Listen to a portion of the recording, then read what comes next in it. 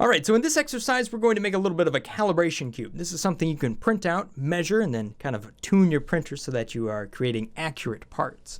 But what we're going to be going through here is I'm going to be explaining to you many different ways to get to the exact same shape that you're seeing right here.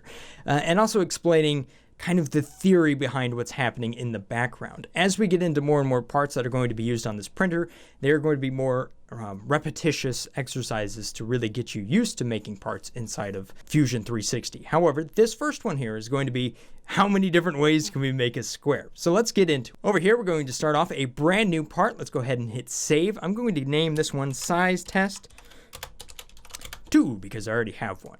Now, what I want to do here is make a square that is 25 by 25. But where in the world am I going to make it? Well, let me go ahead and hit this little eyeball right next to origin. And now you can see a lot of things just popped up. If I click this down arrow here, you're going to see this origin point. This is 0, 0, 0. Notice the numbers down here in the bottom right. X is 0, Y is 0, Z is 0. There's actually a coordinate system inside of this space that we're looking at here that defines where everything is. And origin is right there at 0, 0, 0. And if you look at the cube here, you can see that X is there, Y is there, and Z is vertical. So you can get some sort of idea that we're actually working in a three-dimensional volume. Now, to make a sketch here, we need to make it in at least, well, it needs to be on just 2 dimensions.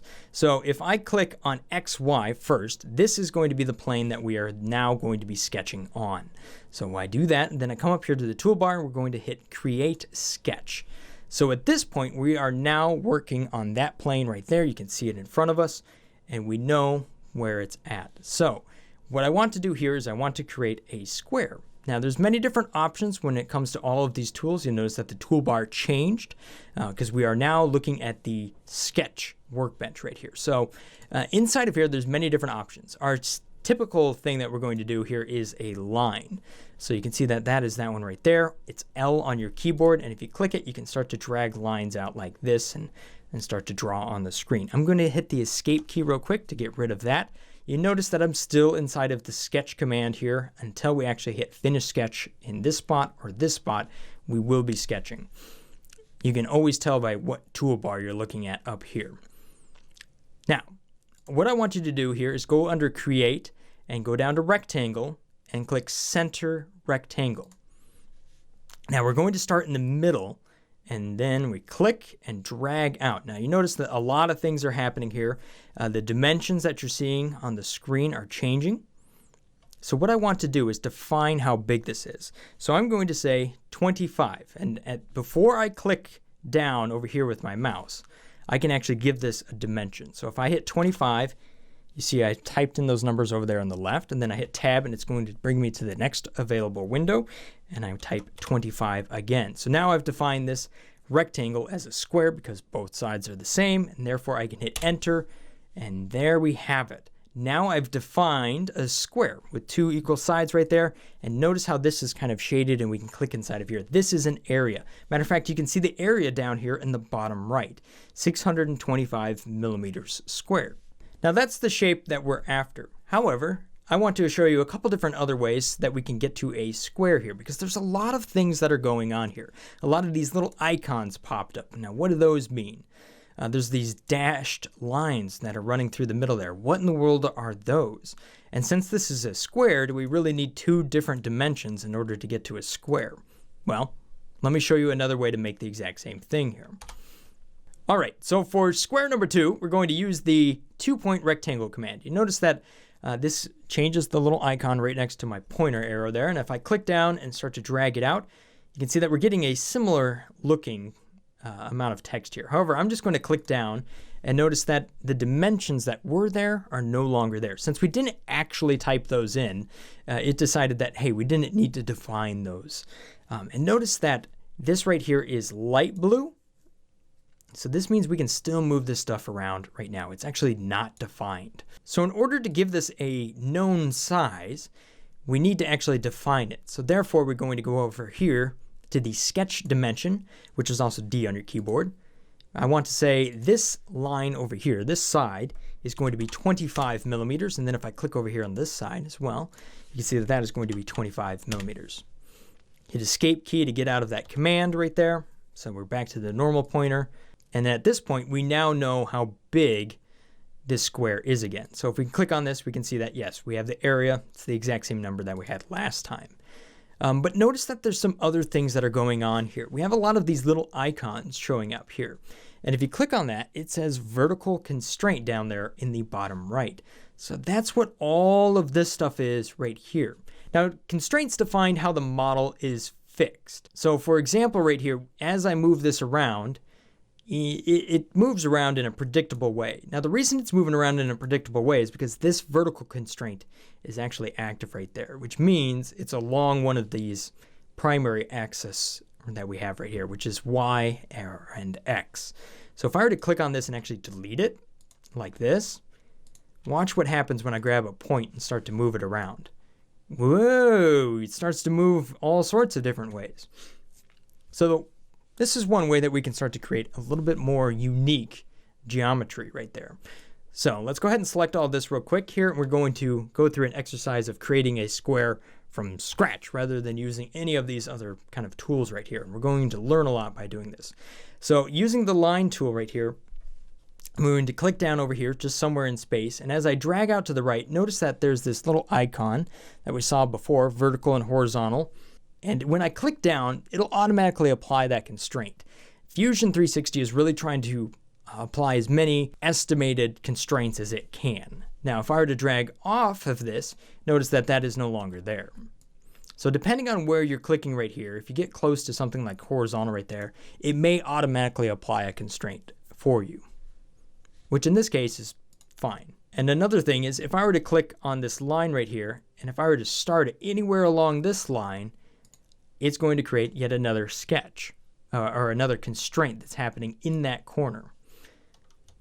Because notice as I drag this out, these 2 points right there are actually touching each other. That is a coincident constraint, which is quite important because if a line is not touching a line like that, obviously you would expect it doesn't actually move together. But if I were to take this line and drag it onto that point, and then drag that point around, you can see that that constraint has automatically been applied. So let's go ahead and give this one more line right over here. And there we have it. We have at least 4 sides right here. Now you'll notice here that this is not shaded. And this is because we have an open profile. So therefore we can't define an area. And because it's an open profile, we can't actually take this and turn it into a body like this, which gives it a nice big volume. So what we're going to do here is actually go ahead and apply another constraint. So this is coincident. We want to click on this point and that point. That's going to bring those points together. So now we have a closed profile with a known amount of area right there. We can actually take this and work with it. However, what we want to do here is finish up the different constraints. So I'm going to horizontal and vertical. We're actually going to apply that there and there. And then let's go to a different one, perpendicular. That one actually works pretty good. So if I click on this line and say this line over here is perpendicular to it, then boom, just like so. All right, so now we have a rectangle, but we want to make this thing a square. So we want all the sides to be the same.